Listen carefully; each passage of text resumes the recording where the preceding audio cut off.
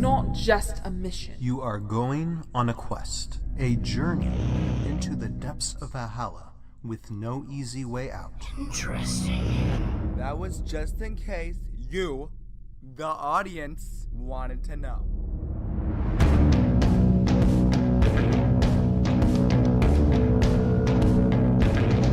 We're more likely now to go on a quest, kill the bad guy, get the girl, You called me?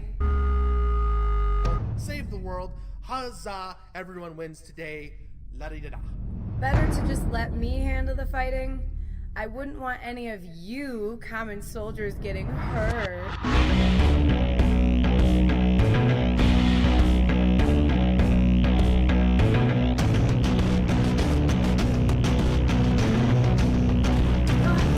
It could be the opportunity to become the hero you always wanted to be. It won't, but it could. Ouch. It will be the end of Yendar's famous airborne leap.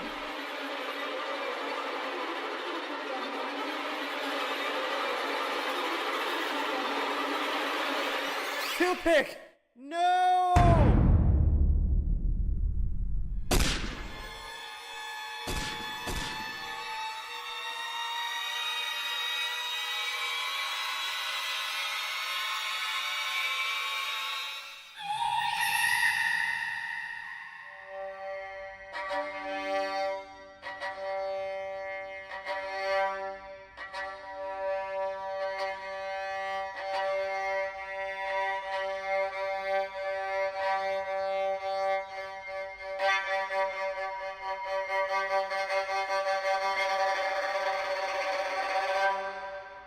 When the going gets tough, the Dan gets going. I am nothing if not man incarnate. Because you can't spell Dan without man.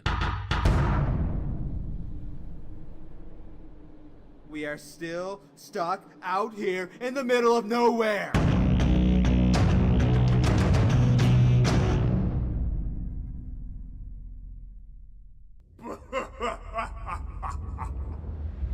My plan is complete.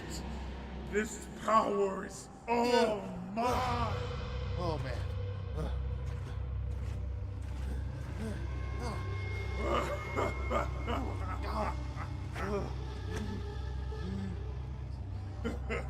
Ooh,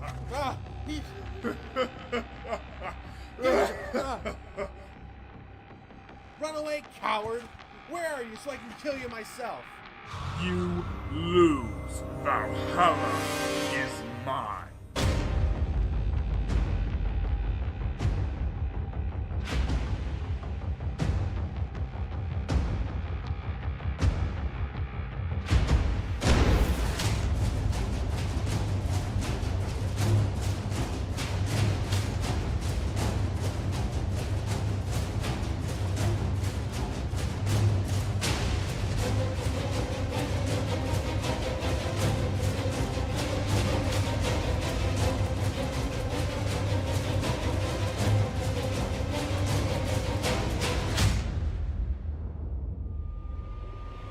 Mind shackle.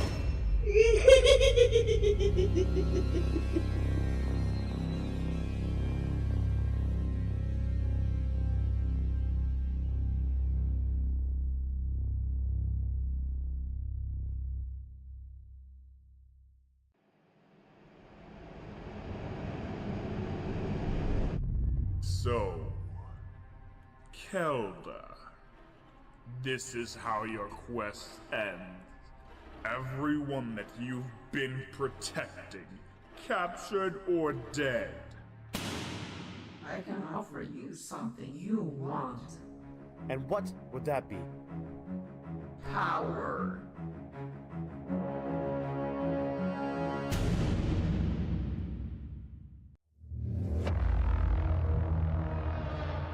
To the death, then. Now this is a fight.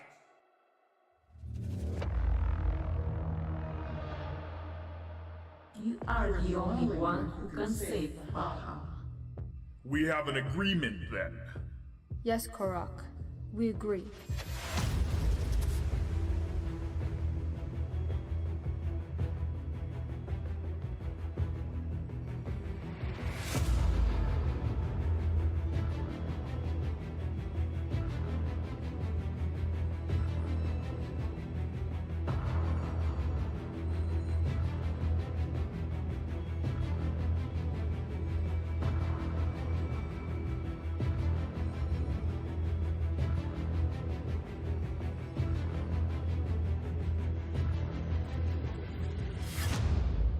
And I have a plan.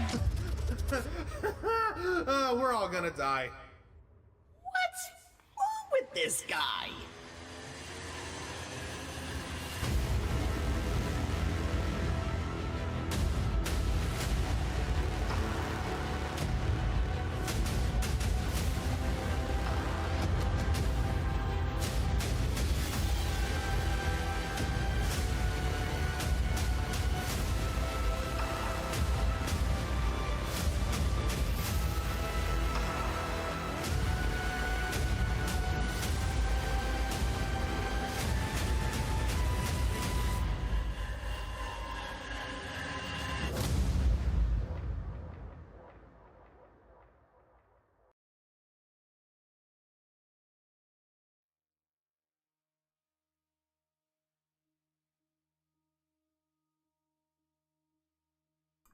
Welcome to ToV Live. It is Valhalla time, and it's time where we talk about, we recap a little bit of our experiences at GenCon. Hello, everybody. Welcome to the ToV live stream tonight. I'm Ryan, aka Tales of Valhalla. It is good to be back after it's been a few weeks. It's been a few weeks since we've done this, and I have with me tonight Sir Dadscaper.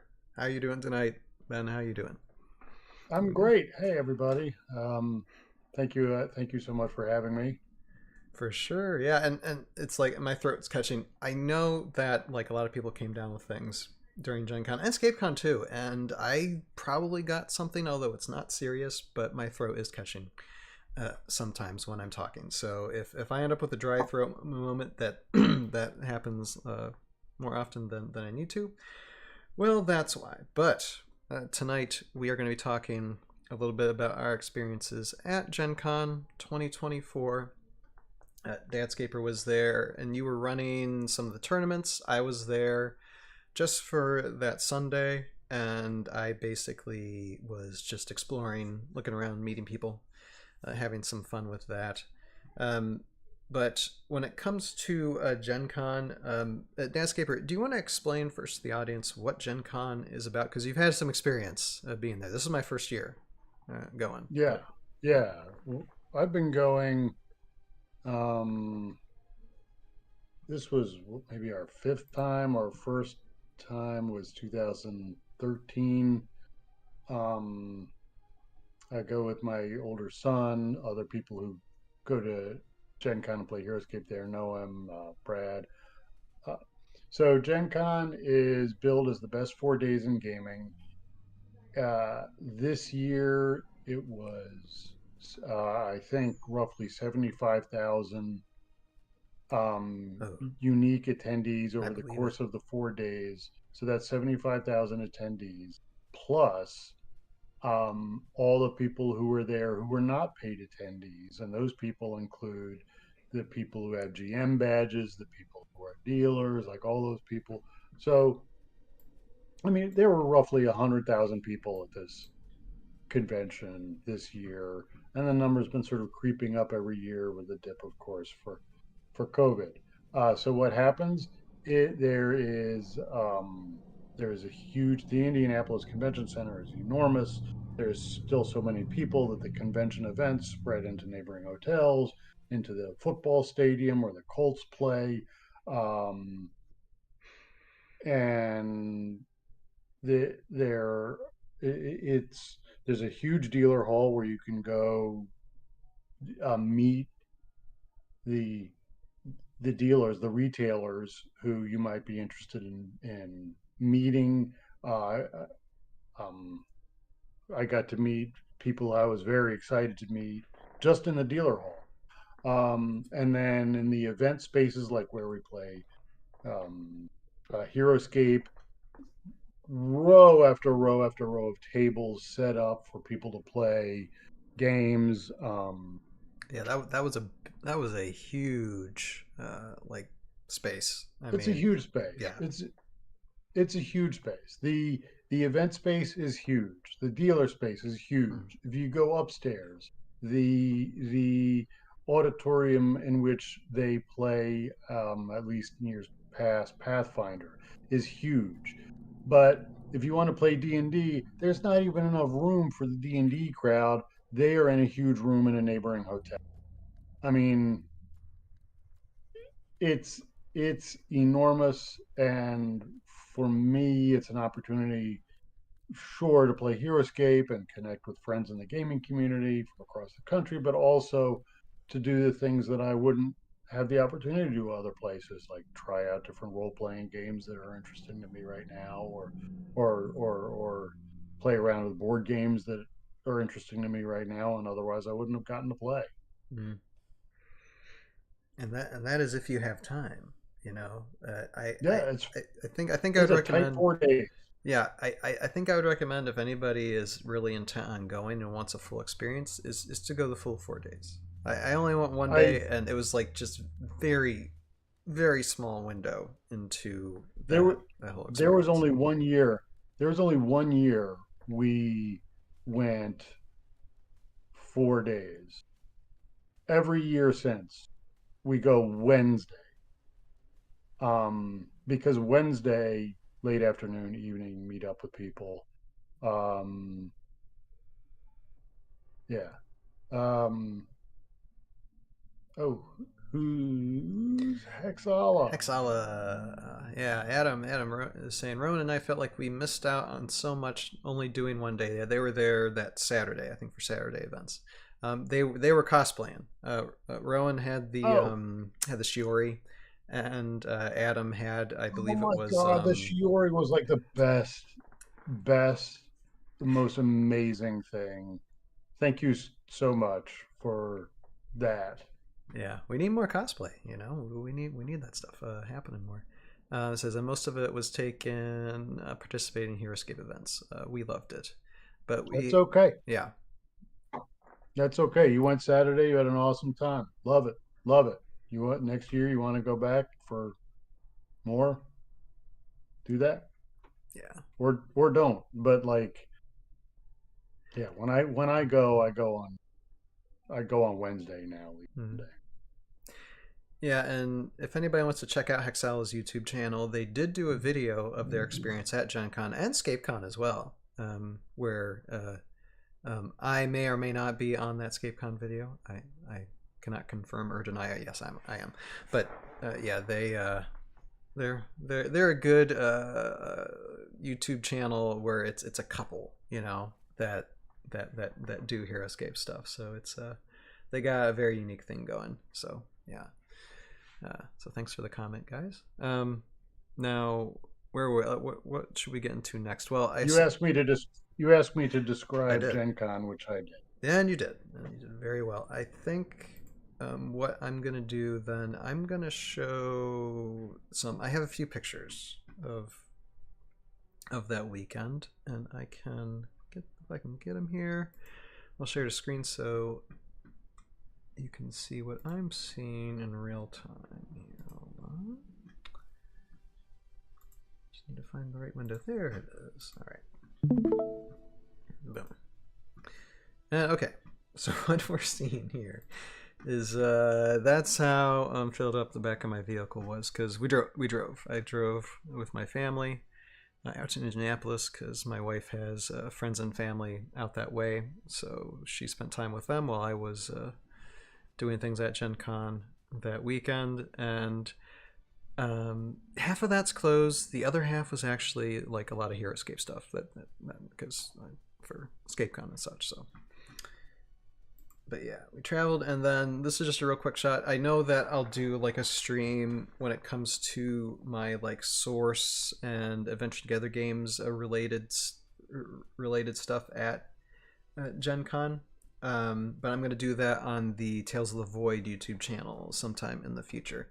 But that's a quick shot. My first night, we were like, I joined this crew at a restaurant there in Indianapolis, and the only reason why I'm saying it now is because if it wasn't for these guys from Adventure Together Games, I wouldn't have had a ticket to get in GenCon at all. So I really do appreciate the opportunity that they gave me to be there for that day.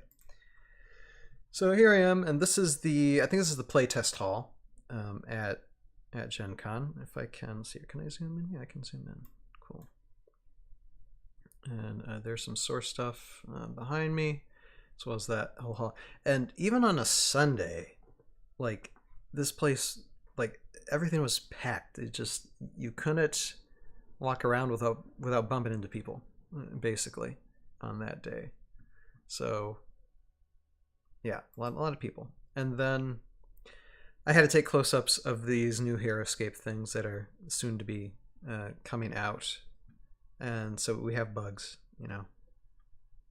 And we got the queen. Is it Queen Maladrix, right? Is that her name? Or yeah. No? Yeah. And so there she is there. I like what they did with the colors. Yeah, very interesting. And then we have the it's not a Minotaur. It was a different combination of names for this. Oh yeah, one of the dreadnoughts, right? Yeah. And then I was trying to get a close up of Sanlan here. With I don't love the colors on that one. The dragon, like with no, that juggernaut. Oh, this one here, the yellow. No, the dreadnought. I'm sorry, the dreadnought. The Minotaur guy. Oh, Minotaur. I just don't love the color choices Minotaur. there. Right. Yeah, the yellow is a bit bright on that, for sure. You know, some of the color schemes for these, some I like, but I don't like them all. Like some of them just seems like I don't know, just seem a little bit rushed. Yeah, so that's Shiori, right? Not Shiori, Sanlan. Sanlan, yep. I like the wand actually. The wand is Roguescaper. The only good photos of the skate previews. Thank you, Roguescaper. Well, you know, I did something when I was at the Renegade booth. Not only did I take pictures of them in front, I also took them like from behind in the rear, because everybody takes pictures of them in the front, but you don't see really pictures of them behind, because you want to see the painting like done all around. So I did do that, but so you see the snow colored trees, which I think are going to be a thing. Roguescaper says it's a Dementor. There you go. The sculpts are amazing. Like underneath the paint jobs, like the paint jobs, don't like the paint jobs. The sculpts were crafted with painters in mind. Those bears are just so cool. Look at those bears. The Condiment King. Cornelius looks like the bears are my favorite sculpt. Oh, these bears are my favorite sculpt in all of it. Those sculpts right there are amazing. Yeah. I hope the painting is like what it's going to be like when you open up the box, because it's really well done. This paint looks great. Yeah. It looks like they put a better wash on these than they put on the ones. I think some of the ones there wasn't even a wash on some of the the first wave stuff. So that Sonlin one in the back looks like sort of that has that sort of Raylan look, like big boy kind of look. Oh God, look at that one. They're amazing. Isn't that? I just love these, just like, and they have like more in the back of it. Just Exile, that figure belongs on a hot dog. Which figure? Yeah, but the Dementor, I think. Let me go back to him. Yeah, it's like it's the red and yellow. What would you like? What would you like to eat today? Hamburgers or hot dogs? Here, but like, I'm gonna. So like, I put a wash on the ones out of the basic set. The whole reason why I wanted to do it was because the Raylan, the paint on the Raylan was like those huge solids, which you could see on that on the Sonlin. You can see it there. But then like this is like just a wash. I don't know how well this is gonna get picked up, and you get like different tones there, right? And like you can like see Raylan's face a little bit and like color. Yeah, I might Not have to color, but, do like, a wash on my Raylan too. Yeah, I'm not a painter, but I spent, I got a bottle of this stuff, the black one, and a bottle of the brown one, and one brush. It cost me $12, and in like an hour and a half, I did the entire basic set, For sure. or the entire, the entire box. Right now I have a wash, but it's like a little too dark. I have to get one that's a little bit lighter. I make stuff way too dark. But okay. So let's see. Let's scroll through. Wait, which way was I going? I think I was going this way. No. I'm going this way. Okay. So yes, the bears are nice, and this one. What is this one's called again?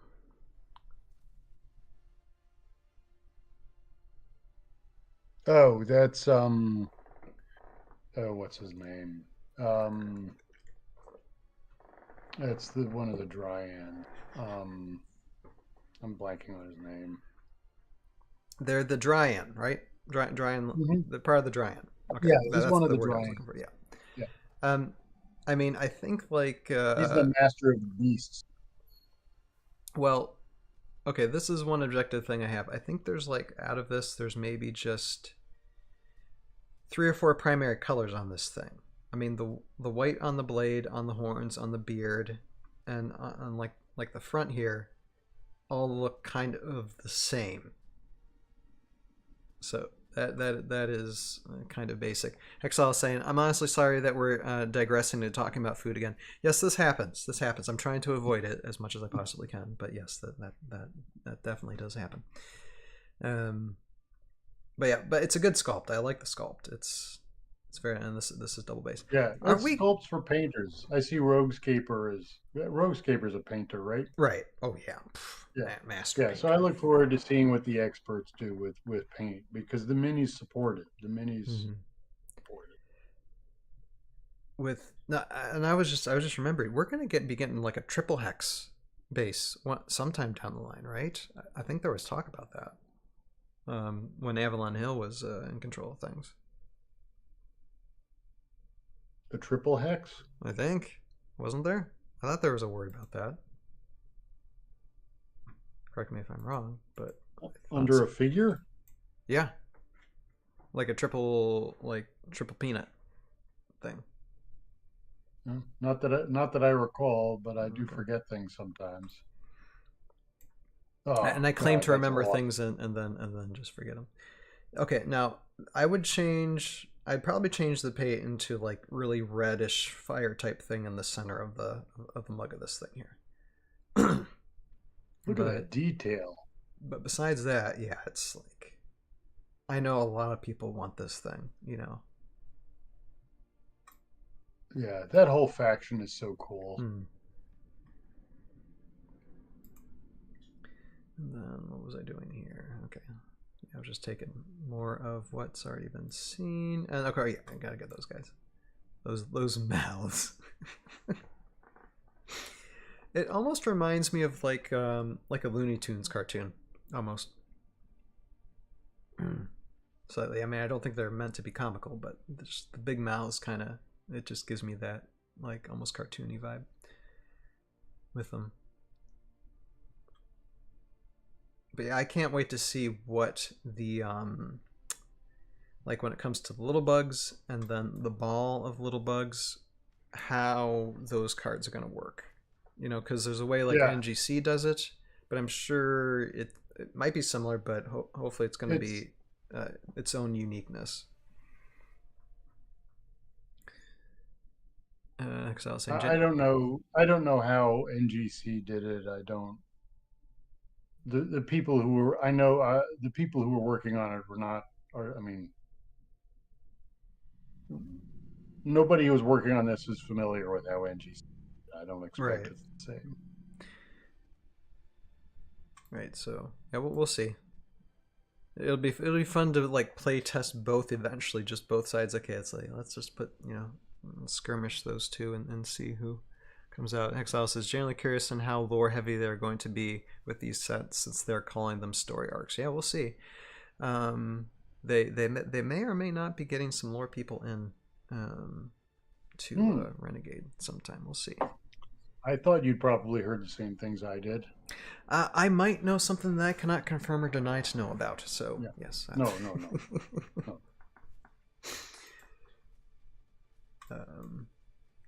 And I might talk about like a little bit of that in a minute. But see, here you go. See, here's the back ends of these, because nobody ever gets takes photos of the back ends of these things. And look at the detail just on this one. That's crazy. Look at all those little like pipe spouts. Like it's meant to like just charge forward or something, or like something that's supposed to like even, if I would ever animate this, that some type of like fire control is just going to be coming out of that stuff, or smoke or something. Like I would add. It's that interesting special effect detail to see those two side by side, the Sonlin Mini and then that I'm blanking on the name now. You got Corn Dog, right? Because the Sonlin one looks like it's still sort of missing the wash. The Sonlin one looks like the ones that came out of the box. It does a little bit. No, that's not the Sonlin. The Sonlin is the one on the dragon. Mm-hmm. Yeah, that's Sonlin. Yeah. It has like those huge solid spaces, the unbroken solid spaces. You can even see his hand right here. Yeah. Compared to the one that, there's wash there. Compared to the one next to it that clearly does have that sort of really good wash that lets you see the details in the sculpt. Right. Anyway, yeah. Yeah, I like the back end of this drawing though as well. I mean, this brings me back to like Chronicles of Narnia, C.S. Lewis. That's where that takes me, when you see like the almost like it's like a fawn, or some type of thing from that. Yeah, that's another one where I expect we're going to be losing detail and what gets released. Yeah. Okay, this one isn't as clear of a, but you can kind of see the back end of the bear there.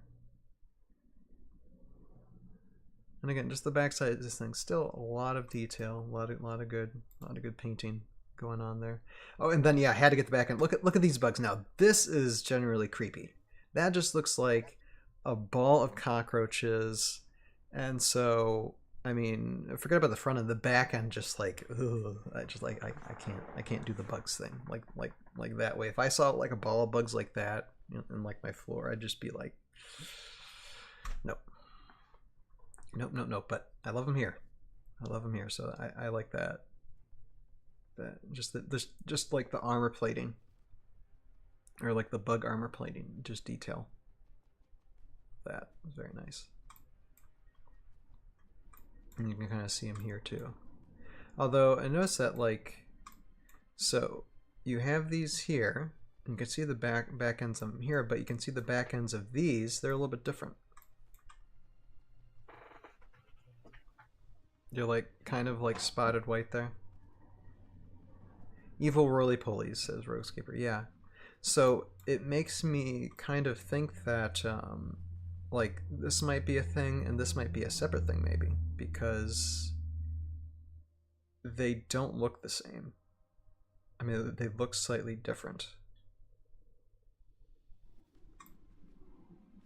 So we'll see. But just give me bugs. As soon as I saw these bugs there, or saw that they had the bugs there, I'm like, I don't care about anything else. I don't care how bad the paint jobs are. I don't care, how bad the glyphs are. I don't care about any of that. I don't care. They have bugs. I'm happy now. I just get the bugs. I'm good. You had me at bugs. So I'm good with that. Okay, and again, I look forward to the fact that we're gonna get like kind of like snow-covered trees too, just the different terrain elements. You can kind of see the back end of the queen there, as well. My goodness, it's just I'm gonna have no. Okay, and then there's Lee, of course. Yeah. Okay. I guess I'll get to this, then step on this next. Hexel, is Renegade doing their part? For what end there, Hexel? Need a little context on that. For all of the production issues that we saw coming into GenCon from Renegade, and when I say production issues, I mean it's a long list. Having to do with fit and finish of terrain, paint on minis, the contents of the book, like do they even line up with the terrain that's actually in the boxes, and going back further, the rumors about issues with design and playtesting. For all those problems, I mean, I went into GenCon really not knowing what to expect. Oh, right. Yes, I'm doing my part. Yes, it was a joke. That's all right. That's all right. It's a fine Starship Trooper joke. Yeah, I'm doing my part. I'm doing my part. If anybody has seen that movie, yes. But it's still a fine launching point for this presentation. All right. I really didn't know what to expect. I knew, Lee was fantastic. I had, which I knew. I knew there were a lot of people there who all wanted to see this succeed. But I didn't know what would happen because all I knew was that there were people there really wanted to succeed, but I didn't know what it would be like. I went in figuring that there would be some signs of the Renegade that had been stumbling. And instead, they did everything and more I could have possibly wanted them to do. The Heroscape, as far as promoting the game, Heroscape was present everywhere. It was present on promotional materials for GenCon itself, big banners. Yeah, as soon as I walked in. Not only did they have a centrally located big booth in the dealer hall with a huge Heroscape display set up and the giant what's her name you have there on the stream in your picture with Lee. Not only did they do all that, they had an enormous space in the event hall for the tournaments to be played. And they had a whole room right across from the dealer hall where they were demoing Heroscape basically all day, every day. So they were promoting the hell out of it. The events, the only problem that they had with events was that there were 10,000 people at them. So sometimes there were issues because they just had, they were running their big tournament, the Saturday one, as far as I know, is the biggest Heroscape tournament that has ever happened. There may have been another, it was 80 some people. It was huge. They sold out everything. I only ran one event. It was one on Sunday, which Scott and Trevor kindly called a community event and basically let me set it up how I wanted. But as far as the events go, everything was sold out.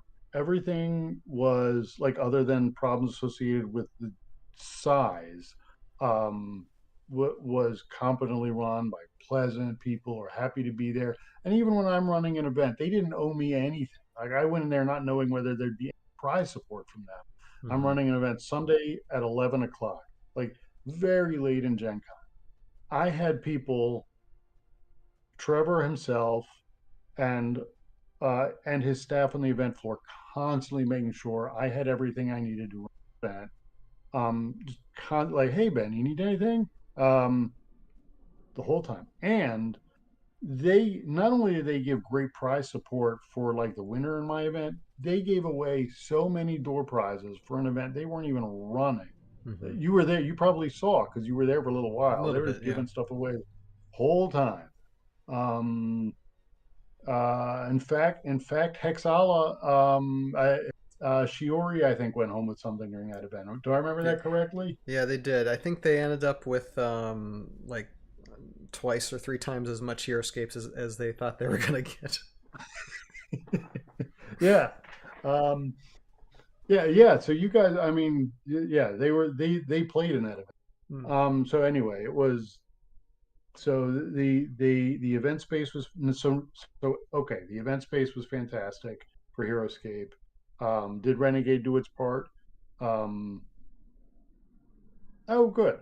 That's next week. That's not this week. The Hexal Roguescaper says they gave a lot of support to ScapeCon, which I'm glad to hear. But I will say they did give quite a bit of stuff for us. So that I think that made people, when it came to ScapeCon, like a lot more comfortable in conversation for the most part. Yeah, and so not only did they do the promoting well, not only did they run the events well, but they also sold it like I never. They ran out of pre-painted master sets on Thursday. Pre-painted battle boxes gone on Friday. I mean, there were long lines of people, people waiting to buy their Heroscape, and it was gone. Mm-hmm. So yeah, so did Renegade do its part at GenCon? For sure. And after GenCon, I was talking to my friends in the community. I was telling them, look, I know Renegade has had its share of stumbles that we have seen because we are passionate and we've been following very closely. But what I see at GenCon is they mean business.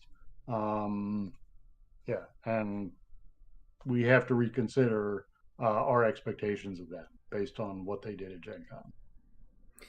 Absolutely. And I'll say that Lee, I was very happy to meet Lee there. I mean, she'd been talked about amongst the community for ever since she entered into the scene last year. And like she messaged I think a few of us content creators and was asking, would you like to have like a shirt that we're giving away for competition? I'm like, well, I'm not going to compete. I'm going to be there, but I mean, I don't plan on doing it in the competition. She's like, yeah, I'll give it to you anyway. I'm like, thank you, I appreciate that. So I did pick up my Heroscape stuff from GenCon, and then went over to the Renegade booth and was like, hi, I'm here. And so I was able to talk with Lee quite a bit and see, yeah, there's a shirt.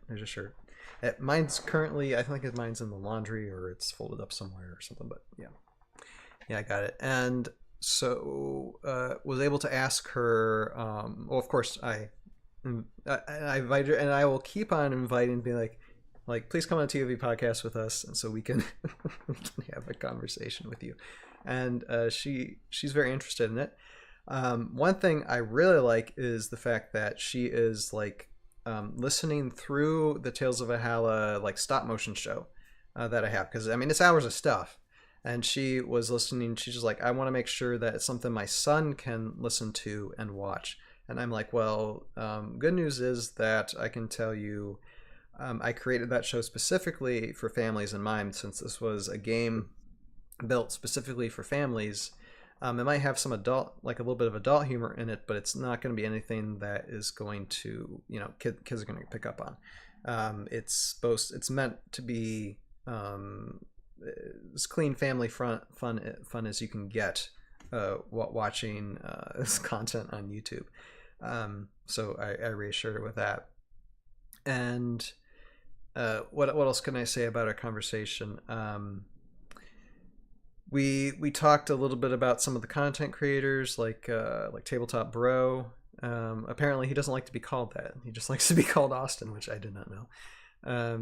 And overall, pretty positive. I think we are getting they're paying attention to us a little bit, so that's good to know. And I think she wants to support us as much as she can, and she appreciates the fact of what the things that we do. So did get to meet her, and it was a very nice conversation. And Lee, if you're watching, if you're around, I hope to get you on the ToV podcast very, very soon, because I think it will be it'll be a good one. It'll be a good one. And oh wait, I'm gonna do that one yet. I'll save that one for the end. But I did leave the Renegade booth, and then Lee messaged me and said, "Wait, I want you to meet Jordan too." Jordan came around. I want you to meet him. So I had a little conversation with him, and so it was very nice to meet him, and hopefully be able to keep in contact with him. He was so nice. As well. He was so nice, Jordan, and so passionate. Yeah. Yeah, he's someone who has not watched my content, so I'm like gonna be forwarding him some of my stop motion stuff, so he can see that. Renegade is big business. Like guys like Jordan and like Scott. This is not. I mean, Renegade does a lot of things that aren't Heroscape, and you know those guys and like Aeneas, who you may also have met. They do a lot of stuff, and this is only part of it. But boy, at GenCon, did it seem like this was it for that. I met her for like a minute because she was at the booth where you were picking up your Heroscape stuff. So yeah, I did have a chance to talk to her for a minute and say hi. Justin says, joining late, got done running late. Oh, welcome, Justin. Yeah, we're just talking about just a little bit at GenCon and some people I met. Like here, just backtracking. Yeah, I'm not talking about that guy yet. But met Lee, and then met Jordan, and then of course I met in person Dadscaper, which was great. I snuck behind him once when he was working the booth and be like, hey, and I went around another time because, well, I didn't have a picture with him. So, yeah, the first time was not great timing. You had your hands full organizing the tournament. So I went back, and then there you were. You were standing around with two very unimportant people. Actually, when I posted this privately first, and I said a comment. I'm like, look at all this greatness in one photo, and of course there's Craig, Scott, and Ben as well, so. But yeah, Craig Van Ness, Scott Gata, and Ben there, they were chatting together. So I was able to fire off a question or two at Scott as well when we were there. Yeah. They were all so generous with their time.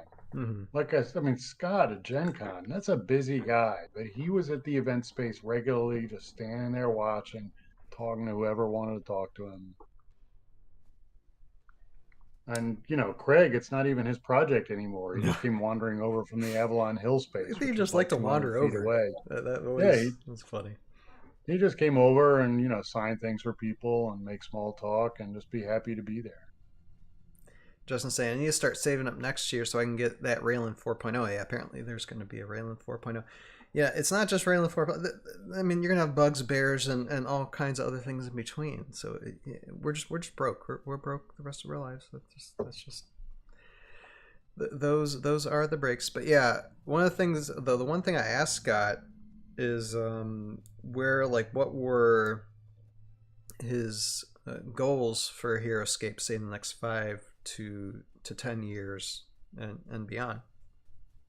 And I mean, basically he said, he's like, well, I want this to like go as far and be as lore heavy and have as big as a community as like Warhammer 40K. I'm like, okay, well that's a pretty darn big goal. So I mean, I do wish him the best for that, and I can consistent with what he had to say on the Thursday night secret preview show. He didn't mention Warhammer there, but it was really clear that they are thinking big. Right. And I mean, that really is, I go by this model. You aim for the eagle, bag the pheasant, don't eat crow. So, I mean, if you want to be any measure of success in anything that you launch, yeah, it's way better to aim high than it is to just be like, oh, we're just gonna go off and see where it goes. No, that's not the answer. You want something saying this is what we're aiming for. This is what we're gonna do this. So yeah, pretty satisfied answer, and maybe possibly someday we might see Scott on the ToV podcast too. We'll see. I'll keep on nagging him because now I have the means to. Let's see. Hexaw says Craig signing the new Shiori card we got was a highlight of Gen Con for us. Yeah. Okay. Well, before we talk, because yes, I did of course meet Craig Van Ness, and that was a very for me, I think it was one of the most special things out of the whole event. But before we do talk about that, Dadscaper, was there anything that you wanted to talk about, like the event yourself? I know you talked about it a little bit, but running that tournament event, because I mean, I've done ScapeCon tournaments, but I haven't ever done like a GenCon type tournament. So I mean, how was that when it comes to like re-releasing Heroscape now after like how many years? Did it go as smoothly as it could have gone? Were there hiccups, or how did that go? The way that I ran that tournament is the same way that I used to run tournaments locally. Which is to say, I did it with like every participant had like a sign-up form to fill out, and the sign-up forms were the key to running the event. And so I would use the sign-up forms to assign tables, and the sign-up form, after you were done, you would put your results on it, and then as the event went on, the scores would develop, and I would, between rounds, track progress with these same forms, and at the end I would order things with those same forms. That's how I have run events in the past.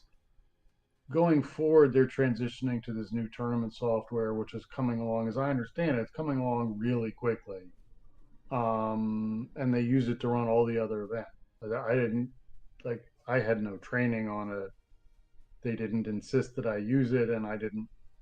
They were running so efficiently. I didn't want to try to pull the tournament software guy out from helping them to get him to coach me.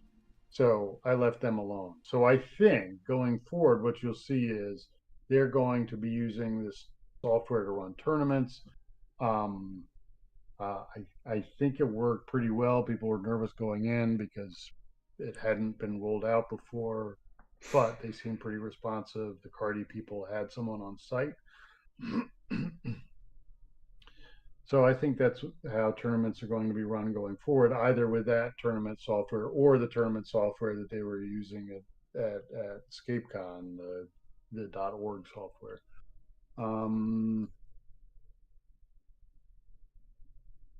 Scott said that going forward, what he's hoping is they'll have a lot of space so that there will be room for more community run events, like in their, the way they described it. Mine was a community run event. There'd be room for more of them, so they wouldn't have the responsibility for coming up with elaborate formats or whatever. Like, people could just do it. And they also were hoping to have space for painting next year, he told me. So that'd be exciting. It'd be They cool had a to have lot like of event space. Roguescaper and maybe another painter or two to be at Gen Con just to like assist with that type of painting thing. That would be nice. Yeah, they're very serious about Heroscape. Very serious about it. And any like when I'm gonna be talking about like my meeting with Craig, that's basically the highlight of of my day there. So before I get into that, Roguescaper says, would love that. Yeah, you can talk to him. Like, Roguescaper, you're connected with them, I think more so than some of us. So, tell them, be like, hey, yeah. It's like you did ScapeCon this year, yeah, do both next year. I mean, it's not like you have wife and kids and all that stuff, it's like, that could get in your way or anything. But no, Ben, what do you think was your highlight for the weekend or for that GenCon week?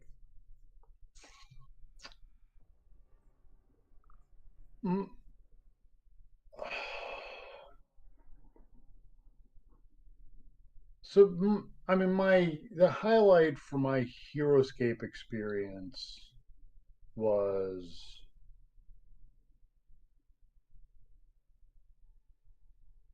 I think my own, like, running that event on Sunday, and because it was sort of the culmination of everything that I saw how serious Renegade was about making this work, about how much they were giving to this community event, just how realized everything was. Then they were so nice. I had sort of discussed in advance, and they very kindly gave me a pre-painted master set, which I picked up on Wednesday evening. And then on Sunday at the end of the tournament, they gave me another one in front of everybody. Like, I just felt like the community was so sort of supported by Renegade. I just, I accepted that sort of on behalf of all of those who I felt like it was mine, because I was a stand-in for all of the people who have been running events like that one for all these years. That doesn't mean I'm sharing it with everybody else. But I really felt like it was the culmination of everything. I couldn't believe how hard they crushed it. That's what I've said to everybody. It's people who have been cynical about Renegade. Renegade's given them good reason to do it, but man, did they crush it at Gen Con. When it comes to presence and being being open, communicative, yes. Yeah. Outside Heroscape,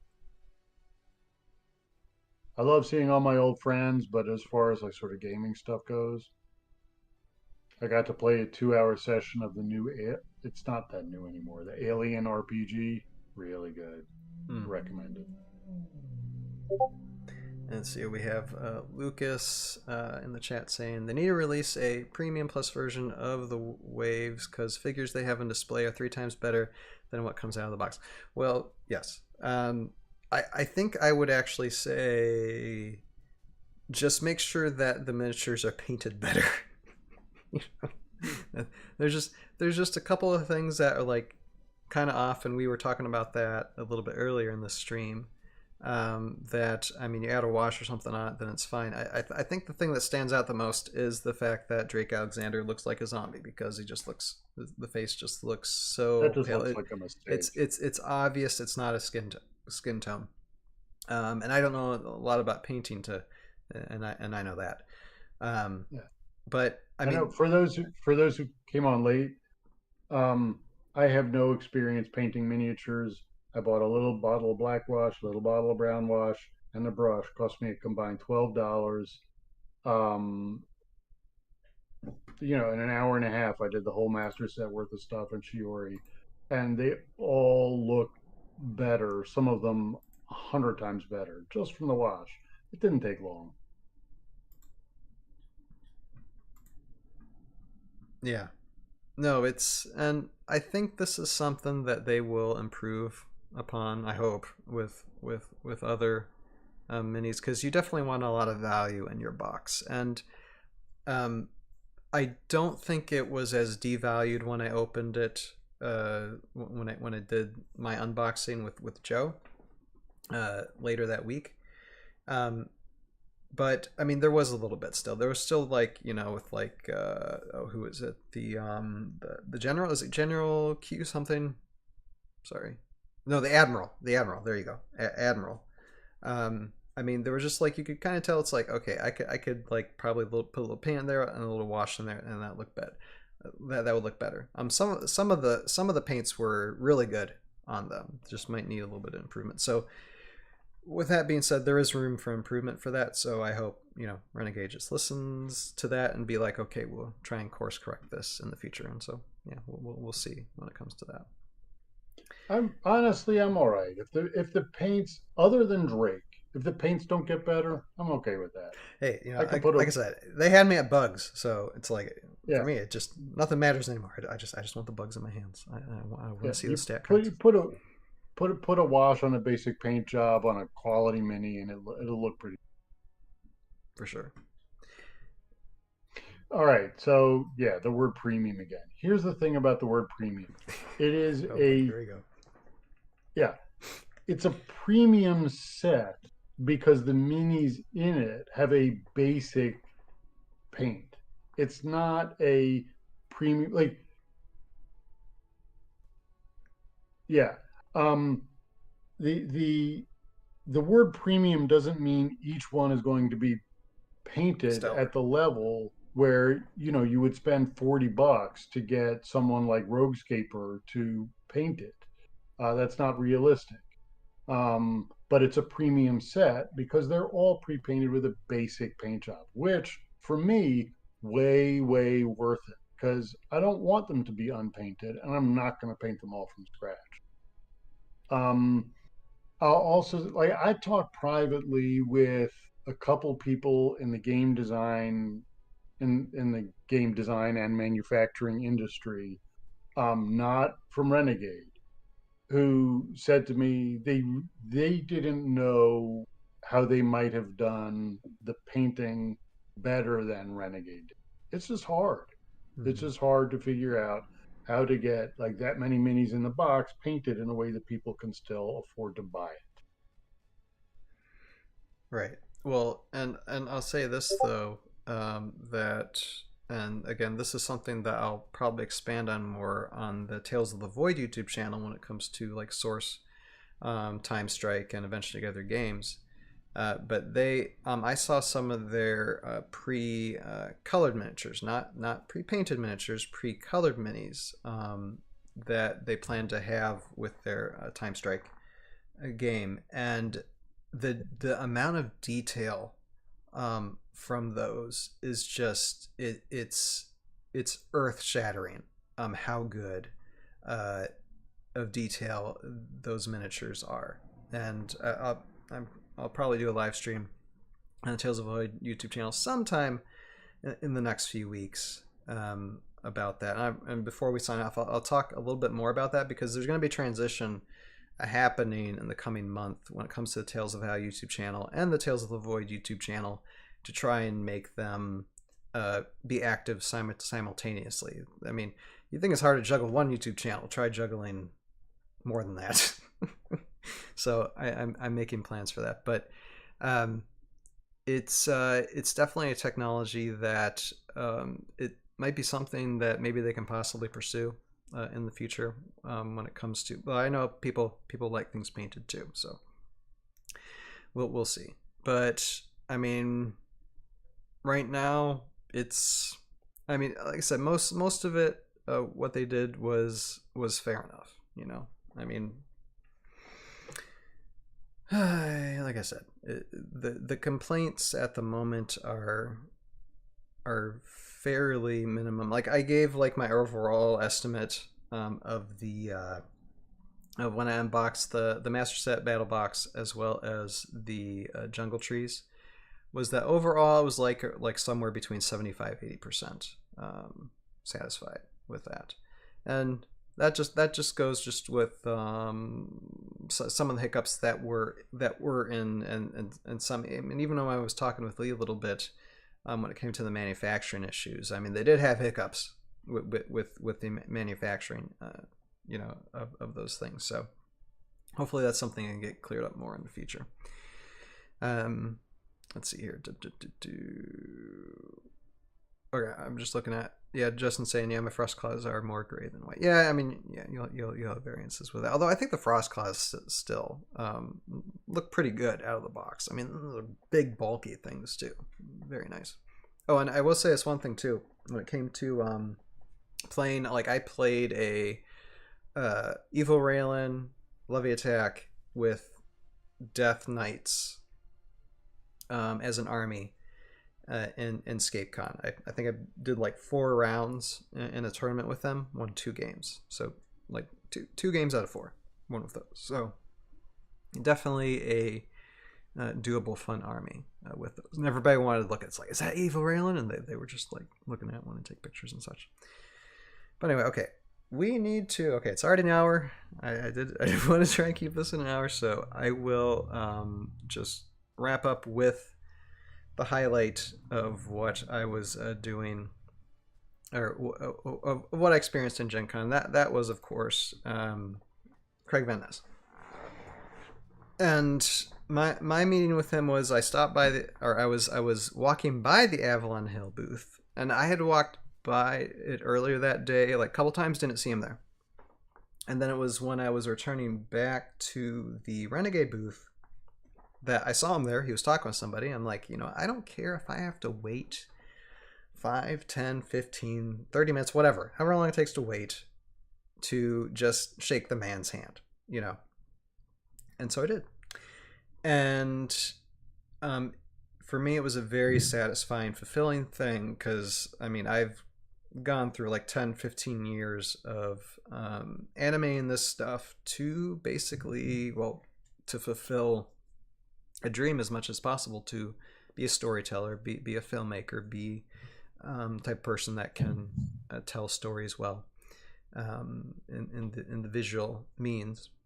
And I told Craig that I'm like, look, Craig, I'm not a designer, I'm not a game designer, I'm not particularly good at games. I love playing games, but for me, I'm a filmmaker. I'm someone who loves to tell stories, and this game was a means in which to do that, and it was also something, and so doing and working on that kept me alive through a lot of rough medical spots in the past 10, 15 years. And so just being able to say thank you was a very fulfilling thing for me. And so, Craig, if you ever listen to this, again, thank you again. And I will keep on insisting to him to join the ToV podcast in the future, because I need to say that. I won't stop until people are on, because I'm that persistent. But he's a genuinely very, very nice guy, and he did sign some cards. Some of those cards I might be giving away in the coming months for those of you who might be interested in that. I did get he was very generous in the signing of cards. So yeah, overall very nice guy. All right. Yeah, I hope if anyone, when other people are as lucky as you were and they get a chance to meet him, that they also feel like they can go up to him and share like you did, because he really just is that nicer guy. I see we have a new comment. Hexal, I hope they fix the 24X issues. I think that's the type of thing that will be fixed. I mean, some of these things will get. I'll be shocked if they aren't fixed. I expect this is something that good news is just getting started. I mean, the first wave is the only thing that's been released so far, and that just in like the past few weeks. And there are like boxes of that stuff literally being sent to people's doors as we speak. So yeah, we're just getting started with this. I really. Yeah, go ahead. I am deeply. I am sympathetic with the good people at Renegade who are, hey, this is our first. This is something we can fix. We're fixing it. Why isn't everyone being, more patient with us? Not that I heard that directly, but if they're saying that behind closed doors, I kind of get it. But on the other hand, I'm deeply sympathetic with the fans who are like, you know, bitten by sort of one thing after another, and then Renegade picture, and then Renegade is stumbling over its shoelaces over and over and over. Yeah. So, you know, don't let up with the fair criticism, because fair criticism is fair game. But gotta handle scrutiny.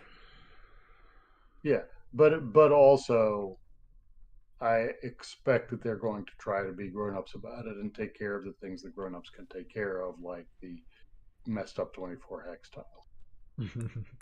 Heroscaper is saying, if this is the worst Renegade Scape will ever be, we're already eating really good. Looking forward to improvements and keep on learning from mistakes. Exactly. I mean, yeah. Well, the test will be, what are their designs going to look like when exactly they finish with the AOA stuff, and we'll see. Absolutely. All right. Well, Edscaper, is there anything else you would like to say before we sign off?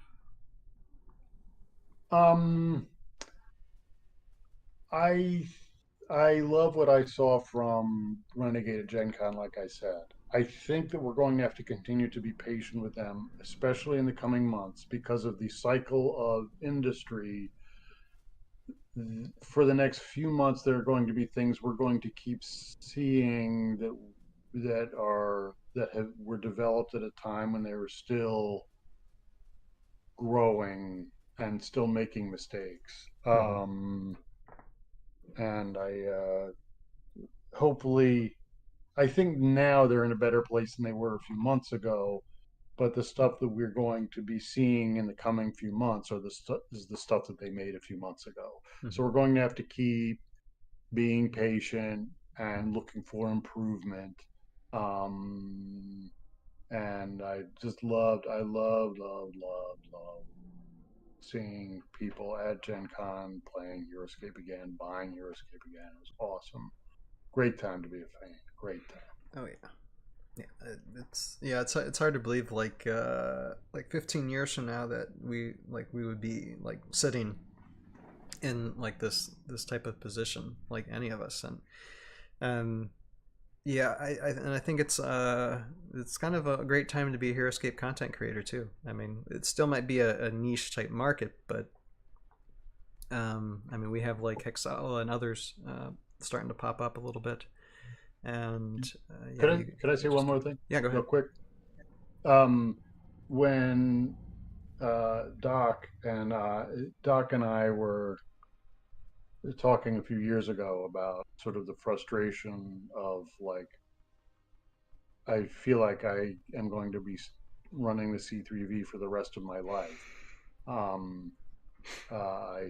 I told him I feel like we sort of got launched out the window in an airplane out over the ocean without ever having any idea, when we're finished, like when is mission accomplished for the C3V, was like my own sort of feeling. And flying out over the open ocean, hoping to find somewhere to land before you run out of fuel. And for me, I feel like, just as far as my own sort of investment in the hobby goes, I feel like I did it. Like my part finished, handshake done, good luck. And it's been very gratifying. Very nice. Yeah, I would say the same thing too. Like, I mean, for me, it's I feel like I'm just getting started, with all this as well.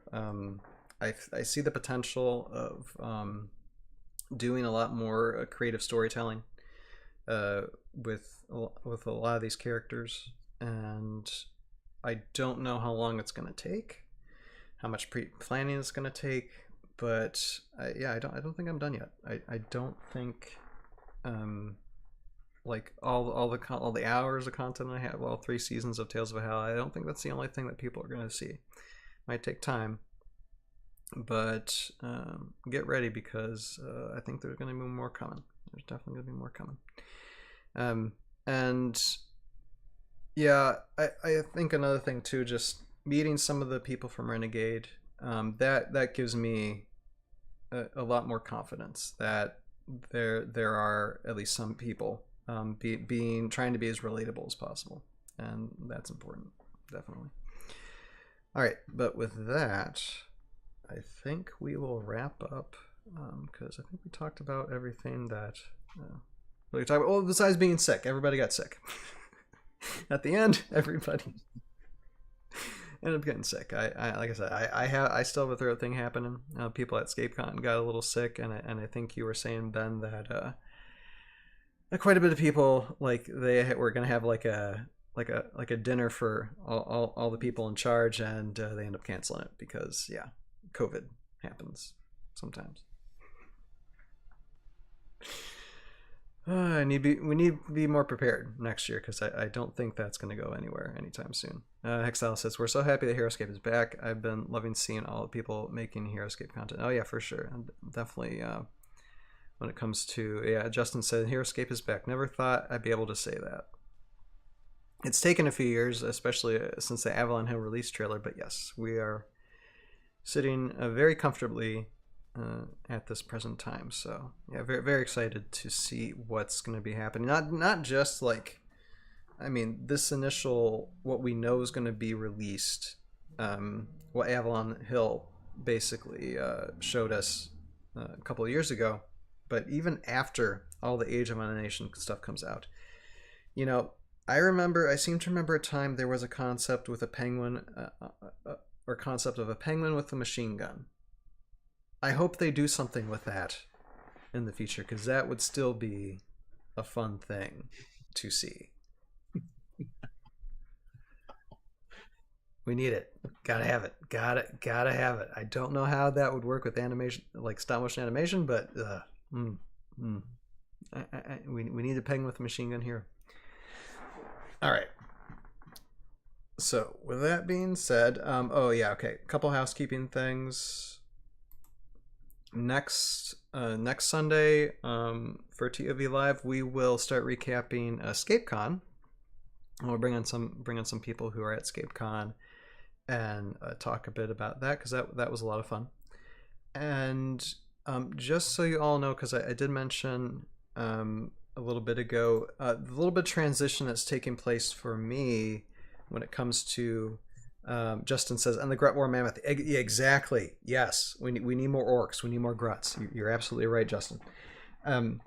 But when it comes to like, I'm going through a transitional phase when it comes to Tales of Valhalla as well as Tales of the Void, because I'm finding that I'm split in two a little bit, because there's opportunity here with Heroscape and with Tales of Valhalla.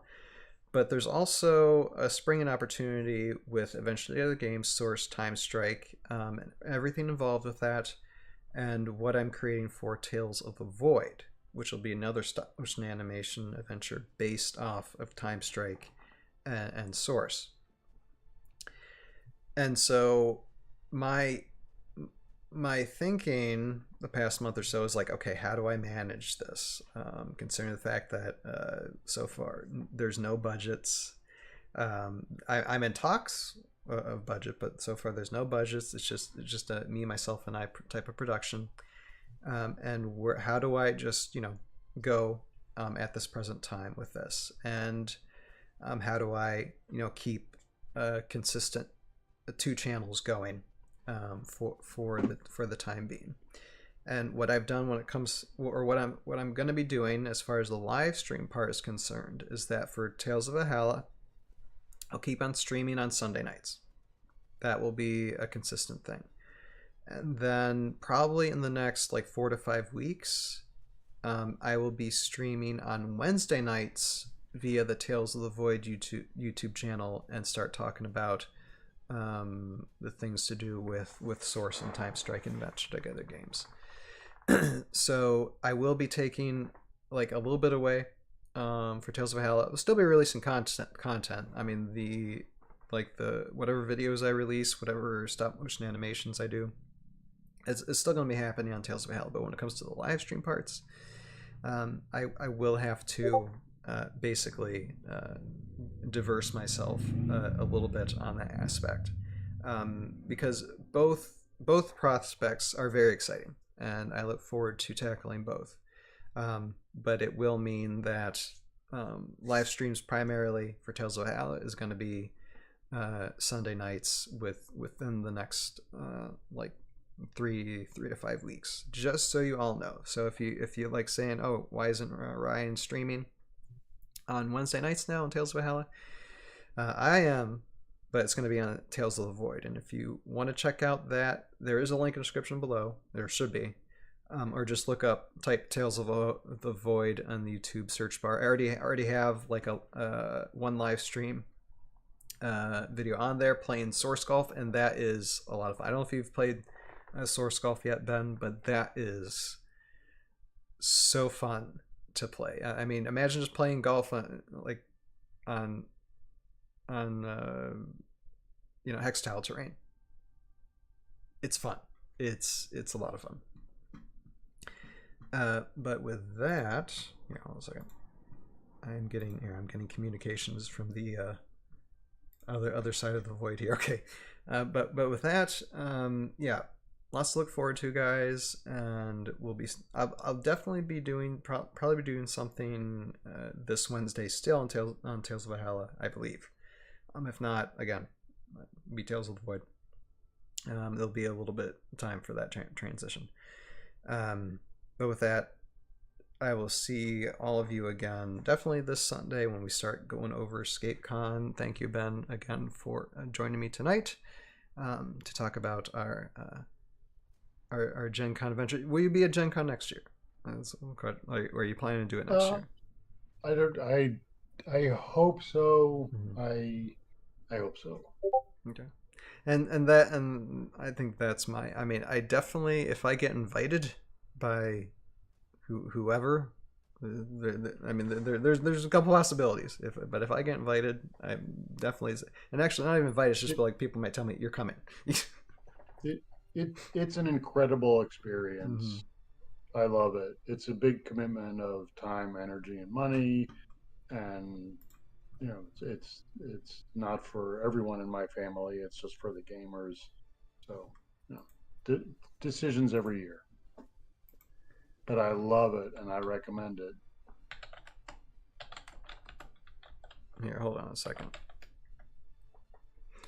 and I think here, and just everybody hold your horses a second, because I know I said I was gonna wrap, but just give me a moment here. Okay, all right. Give it 1 minute, because I did have another guest that was gonna come on, and I'd just like him to give his take for a minute or two before he has to go. So, because he was at GenCon as well, and I wanted to give him the opportunity to speak if possible. So I'll just wait a minute.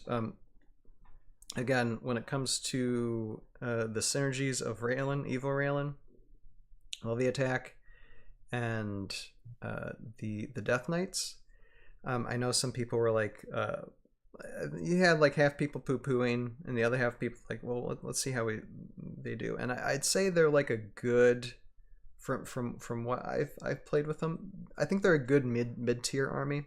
I don't think they're top tier, but they definitely are interesting to play. There's lots of good synergies with them.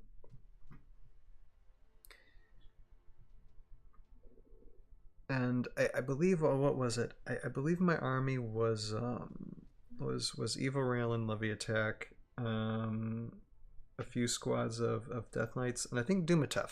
I believe it was Dumatef. And I believe it's Dumatef, and that's actually a good synergy as well. I believe it's with Death Knights. I could be totally wrong with this. I'm trying to go off my memory, and memory is not good for me at the moment. But let's see here. Okay.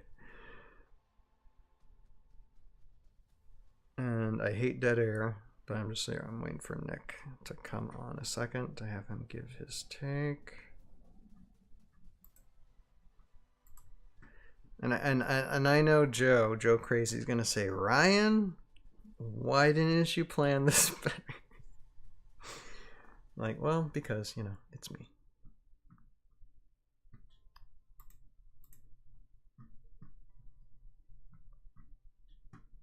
In here.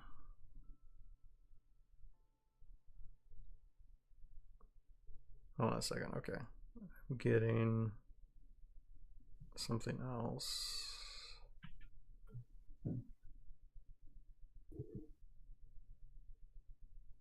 Okay, here, hold on 1 second. Okay, I got to do a thing. I'll do this thing. And then I'll do this thing. I'll do this thing. And hopefully it's the right thing. Oh, no. That's not the right thing. Here, hold on.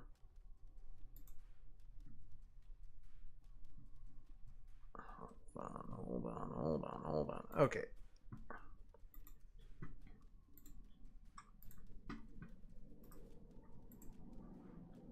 There. Okay. That should be that. All right. There he is. Okay. Good. Okay, Nick, how you doing tonight, sir?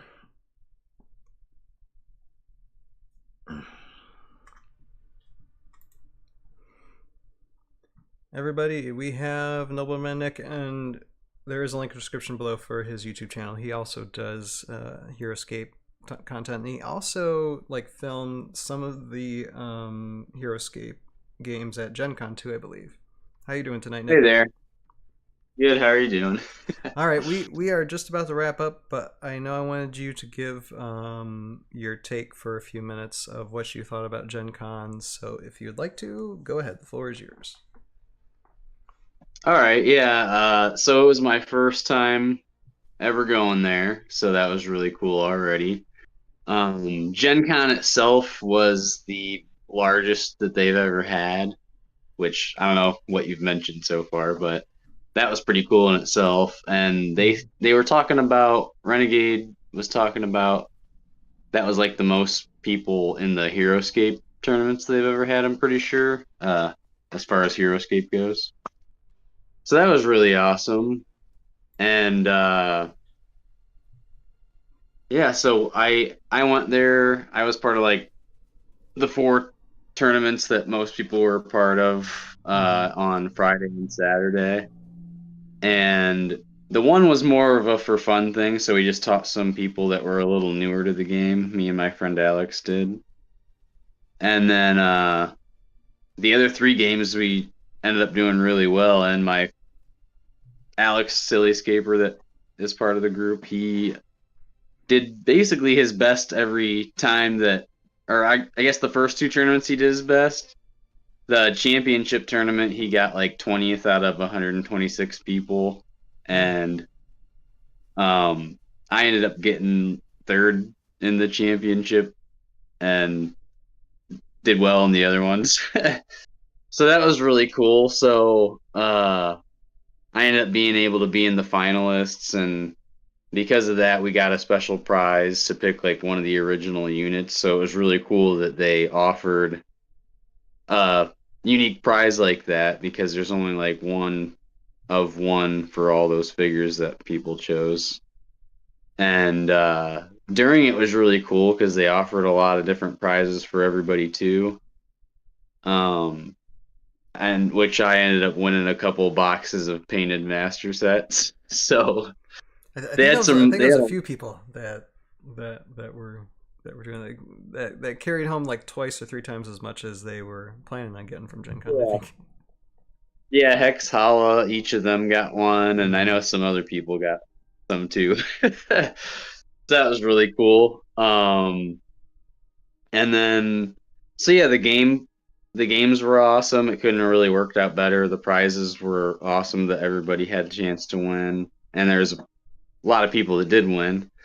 And then in their rooms, they just had, I walked all over Gen Con, and I thought their setups were some of the best stuff I've seen in the whole place. Mm-hmm. With the big map they put together, showing everything. And Heroscape was like the number one thing Renegade was advertised, and they had massive signs in a few places for it.